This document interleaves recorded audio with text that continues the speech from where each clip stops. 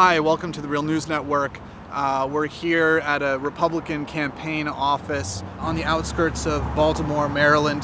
One day before the general elections, people are campaigning and coordinating vigorously with less than about 24 hours to go until polls close. We're going to be talking to Trump supporters and Republican voters about some of the issues and apprehensions that they have going into the election. You see the names here.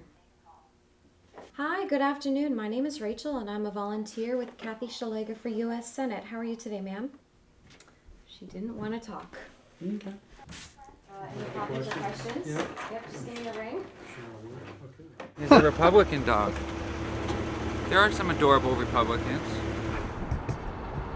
Status quo isn't good enough anymore. I mean, coming out of school with debt, not being able to find jobs, and it's not getting better, it's only getting worse. I think a lot of people really don't think he's going to fulfill his promises, but they rather have that hope than to not have that hope, that Hillary's just going to literally do the same things. No, Gingrich is my maiden name, but Newt's adopted, so he wasn't born a Gingrich. It's middle-class suburbia in Perry Hall and Parkville. Middle-class families just struggling to have a little extra in their paychecks at the end of the week. It's not that Republicans and middle-class people don't want immigrants. We're a nation of immigrants. But when you see immigrants running up into this country, undocumented, not paying taxes, not assimilating into our country, not being Americanized, and not feeling like a part of America, I think that rankles people. It rankles me. This is an indigo state. It's not blue. Election. There's nothing you can do to help him in Maryland. We don't want our... Do you have sort of something for me, like a list? That people don't understand when they get all fussed up about Trump is So the issues are already there in America. If it wasn't Trump, it'd be somebody else. And what people have to worry about, particularly on the Democratic side, is that the next go around, if things don't get better in this country, the next pseudo demagogue will be even worse. But he will be slick. He will be authoritarian. He will be a demagogue. He will blame people, him or her, but he'll be much slicker because he'll learn to not make a mess of it like Trump did.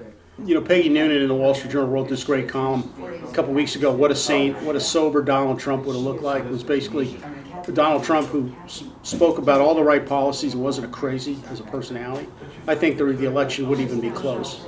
But even more so, should the Democrats win tomorrow. We were talking with somebody who said that they didn't want a yard sign, they didn't want to talk about who they were voting for, but yes, they were voting for Trump. And I think it's those anecdotal stories that you hear about, which reaffirms what we were just saying about people don't want to tell pollsters and people don't want to tell their neighbors, they don't want to tell their coworkers who they're voting for. the woman that lived next door to the two San Bernardino terrorists didn't dial 911 to report them because she didn't want to be labeled a racist. That's right.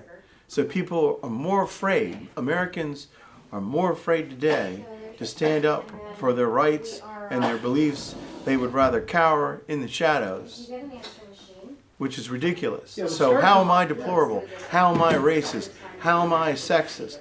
I disagree with everything about the Democrat Party. That doesn't make me racist. And let's see, what else? How many would you like? 2 or 3? If someone picks up, just start talking. Oh, okay. It seems from what I've heard, he still remembers where he came from. That he remembers working hard. And so it is kind of like ironic because he doesn't need anything. Well, what do you mean where he came from, though? Because he was born He in. learned work and he built himself up. No, he didn't. He inherited his father's money, who was one of the biggest developers in New York. Yeah, but he might inherit, but he still went out and worked. All I can say is we've got to keep fighting it if he loses. No, and I have to clean them up when we're done. It would be great if you could take them with you. That way our friends... Stand up and get the process going of making sure it was legitimate. Because if he loses, he does lose. But is it legitimate? Or is it a rig like it was last time? What's your suspicion? Oh, I think it'll be rigged, just like last time. I'll bring them all. Yeah, you don't have to